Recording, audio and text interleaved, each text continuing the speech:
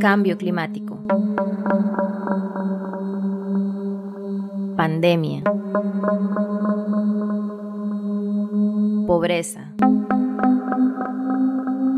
La lucha contra el hambre. El Estado al rescate. Propaganda. Mi destino es ayudar a la gente. La realidad tras la ficción gubernamental.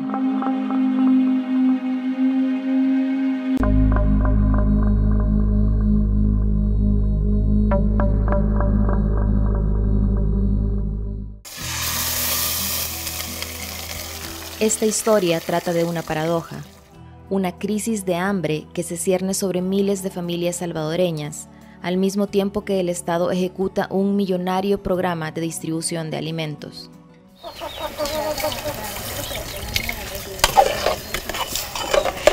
Para que los alimentos nos abunden más, tenemos que la porción de alimentos la hago medida para cocinarla, para que me vaya abundando para el siguiente día. Los primeros días es difícil llevar ese rol de que uno solo va a tener que comer 2 tiempos nada más. Es marzo de 2021. Desde hace un año, Marlene Romero ve cómo las porciones de comida que sirve a su familia se hacen cada vez más pequeñas. En ocasiones, la comida ni siquiera alcanza para una porción y alguien debe quedarse sin comer. En algunos momentos nos vimos obligados a sostenernos con 2 o un tiempo de comida para el día diario, por lo de que tenemos los 2 niños, para dejarlo del sustento de un poco de alimentos para ellos. La escasez de alimentos en el hogar de Marlene comenzó al mismo tiempo que la cuarentena por la COVID-19. Cuando ya vino esto de que dieron la cuarentena, para nosotros fue bien difícil porque ahí él ya no pudo salir a trabajar para tener el sustento diario, o sea que nos vimos bien, ¿cómo le puedo decir? Nos vimos bien necesitados de la carencia de alimentos. Él es Ricardo Hernández, el esposo de Marlene, un joven que vende su mano de obra para la agricultura o la construcción, al cual la pandemia le cerró las pocas fuentes de trabajo que había en su comunidad. Aquí no hay fuente de trabajo, o sea, muy seguido, ¿verdad? Solo en el verano hay la corta de Tule. De ya en el invierno es cuando ya empieza a hacer las milpas, ¿verdad? Que uno hace su propia milpa propia, que ahí no difunde ningún dinero uno para gasto de la familia ni nada, ya es propia. En 2020 a Ricardo le llovió sobre mojado, en todos los sentidos. Además de perder el trabajo temporal que tenía como ayudante de albañil, Ricardo perdió, a causa de las tormentas tropicales de junio, la cosecha de maíz y frijol que pensaba recoger en agosto y con las cuales llenaría las reservas de alimentos para su familia hasta el siguiente año. Ahí no fue mal porque hoy por la lluvia, verdad que llovió mucho y las milpas solo se fueron a crecer y no echaron fruto, pues. Las frijoleras se secaron en plena cosecha. Ya no pudimos sacar nada, ni maíz ni frijol. Marlene y Ricardo viven en San Antonio del Mosco, en San Miguel, comunidad que forma parte del Corredor Seco, una zona del territorio nacional que se denomina de esta manera porque es un área vulnerable a cualquier evento climatológico extremo, como sequías o inundaciones. En San Antonio del Mosco, la población se dedica en su mayoría a la agricultura. Aquí, las consecuencias del cambio climático sobre las cosechas se mezclan con la pobreza extrema, dejando a las familias en alto riesgo de inseguridad alimentaria, es decir, en peligro de ver limitado su acceso a los alimentos. En el 2020, la pandemia de COVID-19 y las tormentas tropicales que pudrieron los cultivos profundizaron esas condiciones de vulnerabilidad, creando una emergencia alimentaria en todo el Corredor Seco. De acuerdo con la Organización de las Naciones Unidas para la Alimentación y la Agricultura, FAO, para febrero pasado, 684,000 personas en todo el país se encontraban en crisis alimentaria o peor. Esto quiere decir que no podían acceder a sus alimentos y que requerían acciones urgentes de intervención para garantizar su salud. La población más vulnerable se dedica a la agricultura y se encuentra en Ahuachapán, La Unión y San Miguel. La crisis continúa hasta la fecha y seguirá creciendo. Entre marzo y mayo de este año, la población en emergencia alimentaria se estima en 985,000 personas, y en el periodo entre junio y agosto se espera que este fenómeno se amplíe a 1 millón de personas. Es el panorama y obviamente no se pinta muy bueno porque estamos en un contexto de COVID todavía, con muchas situaciones todavía de limitación para los empleos, para los trabajos, los restaurantes, los hoteles, en fin, todavía no hay una full reactivación económica y entonces muchas familias han perdido sus empleos y no los han vuelto a recuperar. Entonces es imprescindible poner ahí al máximo alerta todas estas políticas sociales de carácter compensatorio para estos grupos de familias que están muy bien identificados. Para las familias como la de Marlene y Ricardo, las políticas sociales del gobierno han sido un alivio temporal, pero una medida insuficiente para superar la crisis que enfrentan. Será un largo viaje, pero llegaremos hasta el último rincón para alimentar a nuestra gente. En el marco de la pandemia, el Ejecutivo desarrolla el Programa de Emergencia Sanitaria, PES, que consiste en la distribución de paquetes de comida a la población para prevenir la inseguridad alimentaria.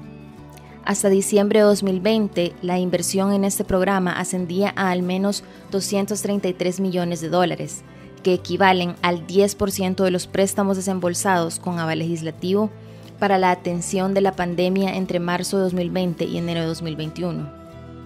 Así, el Programa de Emergencia Sanitaria es uno de los proyectos más costosos de las estrategias gubernamentales tomadas en el marco de la pandemia.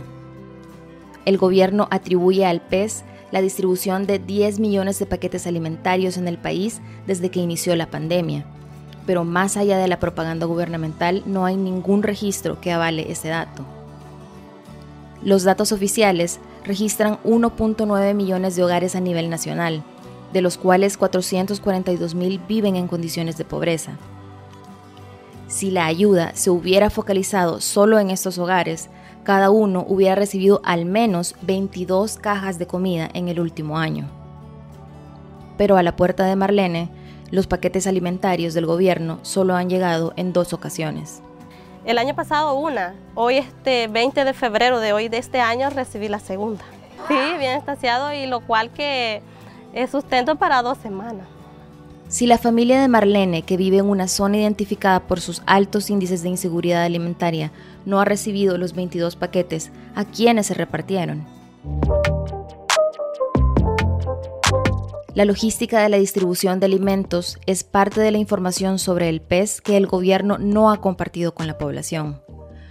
Focos solicitó al Ministerio de Agricultura esos datos, pero la cartera respondió que las instituciones encargadas de coordinar el programa eran la Presidencia de la República y el Ministerio de Gobernación, por lo que la información debía requerirse a estas. Consultada la Presidencia al respecto, negó tener los datos y afirmó que cada institución involucrada desarrolló su plan de distribución. En tanto, Gobernación remitió un listado de una hoja de centros de acopio en los cuales supuestamente se repartieron paquetes, pero no se detalla cantidad ni criterio de selección de familias. La opacidad sobre cómo se ha distribuido el programa para combatir la inseguridad alimentaria no es la única preocupación al respecto de esta política gubernamental. La Corte de Cuentas emitió en febrero de este año un informe que registra irregularidades en el manejo de los fondos para la compra de alimentos y además cuestiona la calidad de los productos entregados por algunos proveedores. La Corte presentó numerosos hallazgos, pero los más preocupantes tienen que ver con la contratación de empresas de México, Panamá y Brasil que están vinculadas a investigaciones de corrupción y lavado de dinero en sus países de origen. Estos contratos suman una inversión de $105 millones. Además, la Corte encontró que estas empresas entregaron al Ministerio alimentos que presentan etiquetas de contenido nutricional con información falsa. Tras un análisis de laboratorio, se descubrió, por ejemplo, que la leche mexicana de marca Lacpura señala en su etiqueta un contenido de grasa saturada entre 0.5 y 1 gramo por cada 100 gramos. Los exámenes de laboratorio comprobaron que, en realidad, tiene un contenido de grasa de 4.63 gramos por cada 100. Otro ejemplo es el atún marca Tuni, también mexicano, que presenta un contenido de sodio y de grasa casi 3 veces mayor al establecido en su etiqueta. Lo mismo ocurre con el pollo deshebrado marca Natalia, con 2 veces más grasa y sodio que lo estipulado en la lata.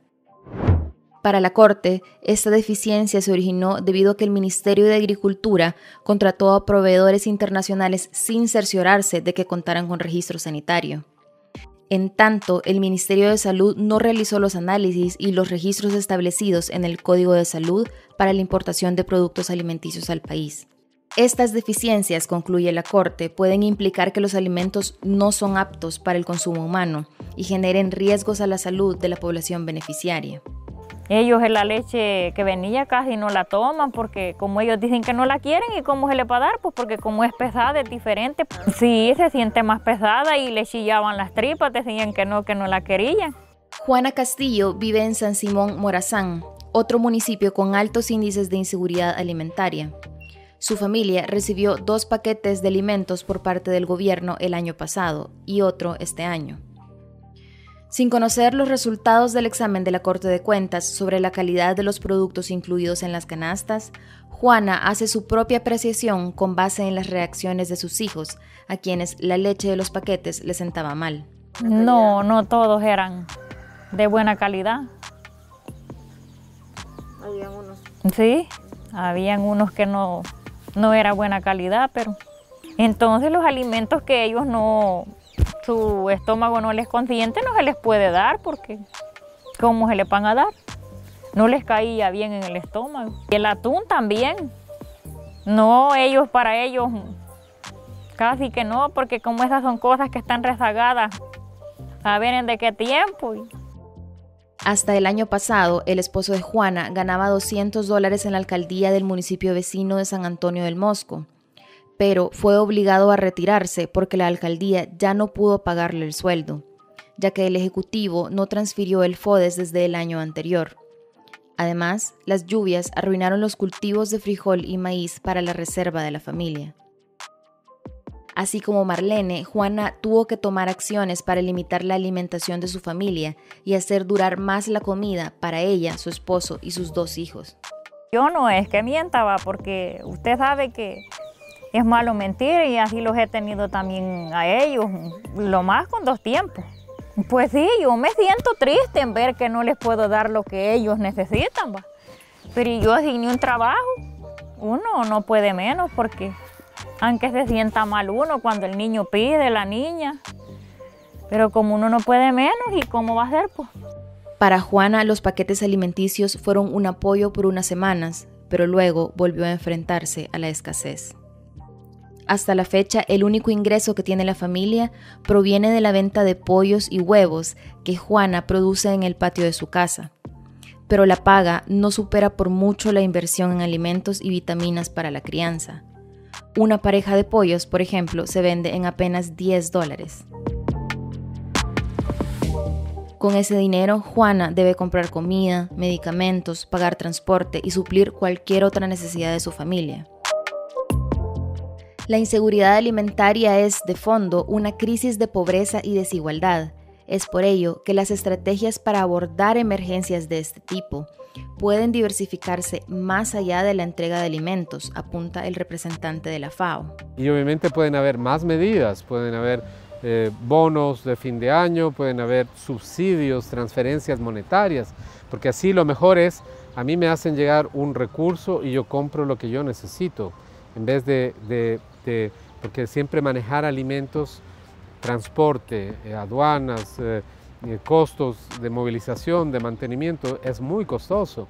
Entonces es mejor, y ya se vio que es efectivo, una transferencia monetaria puede ser muy efectiva, muy rápida y a la familia, pues cada uno sabe qué necesita en ese momento para sobrevivir. Además, Ricalde destaca la necesidad de priorizar de forma transparente a la población beneficiaria. Y lo importante es seleccionar a esas familias, las más pobres, poder tener un sistema de selección de beneficiarios a programas sociales claro, transparente, que realmente solo incluya a los que necesitan. En San Antonio del Mosco y San Simón, Oxfam, en asociación con la Fundación Campo, desarrolla un proyecto que busca apoyar a las familias de estos municipios para sobrellevar la crisis alimentaria causada por la COVID-19. El proyecto consistió en la entrega de $12 por miembro de familia durante 3 meses para grupos familiares en riesgo. La definición de esa estrategia se hizo con base en diagnósticos y los beneficios se distribuyeron usando criterios técnicos. Estas son algunas buenas prácticas que el Estado podría aplicar en su abordaje de la crisis. Levantamos una base de datos de cada una de las comunidades con las que intervenimos, tanto a nivel de la familia como a nivel de la persona. Entonces, ahí se va clasificando a la población a través de esa línea de base que se levanta, porque se hace una serie de preguntas. Entonces, ahí nos damos cuenta, tanto a nivel de descripción de la información, como también en la parte visual. Entonces, identificamos claramente las familias que están en más crisis. Y la Fundación también tiene una acción particular, y es que trabaja directamente con las ADESCO. Las ADESCO son las Asociaciones de Desarrollo Comunal, que son como la autoridad en cada comunidad y que de alguna manera dependen de la municipalidad, porque son los que dan la personería jurídica. Entonces, ellos son como nuestra contraparte en la comunidad para validar la información que nosotros estamos levantando. Para la Fundación, el Estado debe buscar soluciones integrales al manejo de la crisis alimentaria, o de lo contrario, la situación en el corredor seco se deteriorará con rapidez. Hablar de resolverlo es bien difícil, porque ya es un problema que venimos arrastrando desde hace muchos años, pero sí podemos ir contribuyendo a la solución de esas necesidades. Poco a poco, al menos, hacer a la población más resiliente a esas necesidades y que se vaya adaptando poco a poco a estas condiciones, y que si viene una crisis, pues no le afecte tan fuerte a la familia. Y como les repito, yo creo que este tipo de estrategias no lo va a resolver, pero sí puede contribuir fuertemente al mejoramiento de las condiciones de vida de la familia. Focos solicitó una entrevista al Ministerio de Agricultura para solventar las dudas sobre la efectividad y la rendición de cuentas del programa de paquetes alimentarios, pero la solicitud no ha sido respondida.